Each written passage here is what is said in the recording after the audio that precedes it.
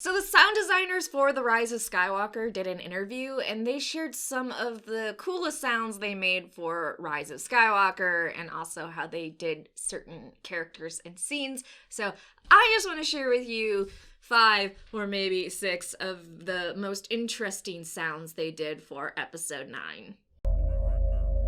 You're fulfilling your destiny. Okay, so 2 of the movie's sound designers, Matt Wood and David Accord, created as many as 2,000 new sound effects for the film, though not all were used. But every single shot of the movie had some sound design piece in it. So like I said in the beginning, here's the most interesting little facts that they shared about sound design on episode 9. Number 1, JJ wanted some scary, creepy, haunted house-like sound effects for the background when Rey visited the ruins of the destroyed Death Star. And how Matt and David went about it was, I think, unique and a bit of an interesting story. So they went to a firefighting training facility, and there they were going to record loud explosions being set off that day by technicians because, you know, there's lots of loud explosions in episode 9, and they wanted to get some of those. However, it was so windy that day that they ended up taking shelter in an all-metal building that the firefighters used to train their recruits on extinguishing fires. When they were inside that all-metal building, they heard some really freaky, scary sounds because of the wind, and they had an idea. So David Accord shared, "Matt and I just wandered into this thing to get out of the wind for a minute, and we're like, oh my god, this sounds amazing in here. The wind is whistling through these metal containers, and you can hear some kind of metal rattle, and the bang of a door somewhere. We just started recording everything inside those containers to capture the ambience of that very natural, metallic-y, spooky sound. It was perfect." Which really makes me want to go back and listen to the background noise for the Death Star wreckage. I do remember some spooky music, but I want to specifically try to listen to what they recorded and if I can sort of hear the wind blowing on an all-metal building. Number 2, all of Leia's lines and voice in episode 9 are actually Carrie Fisher's lines and Carrie Fisher's voice, and they had to scour tons of unused footage and outtakes to find enough dialogue for Leia. So Wood shared, "We pulled from The Force Awakens and The Last Jedi as well as any behind-the-scenes footage we had. Crafting that was hard, but we felt like we wanted to do right by Carrie. We all have our own special relationship with Carrie Fisher, not only as fans, but also as colleagues.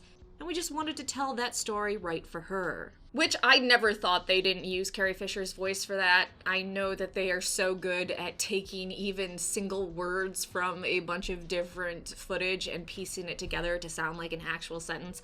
There was never any point in episode 9 that I didn't think that was Carrie's voice. Now, I'm still shocked, and I guess this is a different video, that the flashback to Leia training with Luke, that was actually Carrie Fisher. That wasn't any CGI or anything. And I still think she looked very uncanny valley compared to young Luke training with her. Number 3, how they created the sounds of the Orbox, which were those cute little space horses we got in episode 9. Apparently, it was mostly just a crow and a little bit of donkey. Yeah, I know. So Accord shared the magic on the Orbox. It's about 90% pitch, slowed down crow. There's a little bit of donkey in there as well, but it's mostly crow. I guess I don't know a lot about sound design, so the idea of a slowed down crow being used for a space horse noise is really funny to me.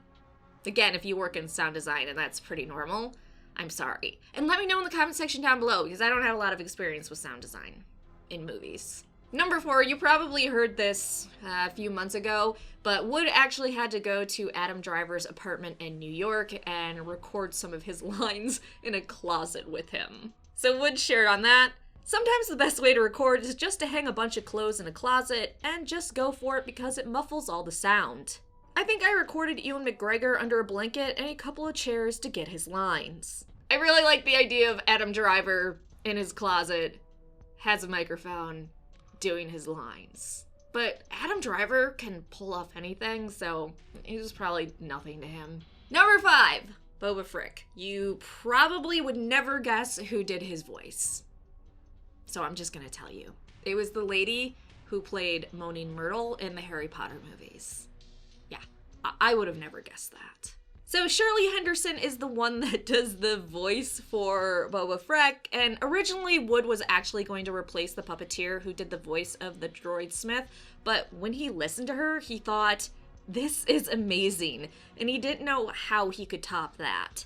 So yeah, Shirley came in, she operated the puppet for Boba Frick's mouth as she did the lines, and Wood thought, okay, you are absolutely amazing, I do not need to dub over this. So I like the idea of Boba Frick being voiced by Moaning Myrtle. It tickles me a little bit.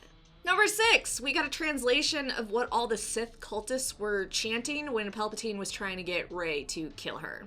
It was revenge, soul, kill. Kinda creepy, but I think that was the whole point. Finally, number 7, yeah, I'm not doing a full 10 just because I guess I could stretch this video out to a full 10, but I don't want to. I just want to do 7. So if you're disappointed that I didn't do 5 or 10, I guess I could just make up a bunch of stuff really quick after this one. If it's like hurting you too badly. But anyways, number 7, finally, Accord and Wood said they used a special scream in episode 9, but won't confirm that it was George Lucas's, though we all know it was the George. I mean, they've already used George Lucas's own voice scream recorded in 1973 from American Graffiti and Rogue One and The Last Jedi, so of course they used it in this one.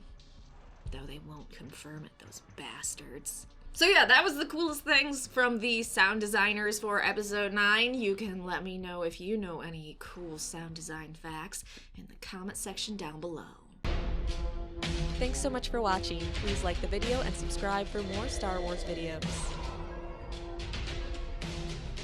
Oh shoot, I forgot. Just in case some people freaked out that this wasn't a full 10, I gotta give you 3 more sound effects facts. Number 8, Daisy Ridley provided the voice for Rey Skywalker. Number 9, for Kylo's TIE fighter, when Rey jumps over it, they used elephant screaming. New elephants. Screaming sound effects.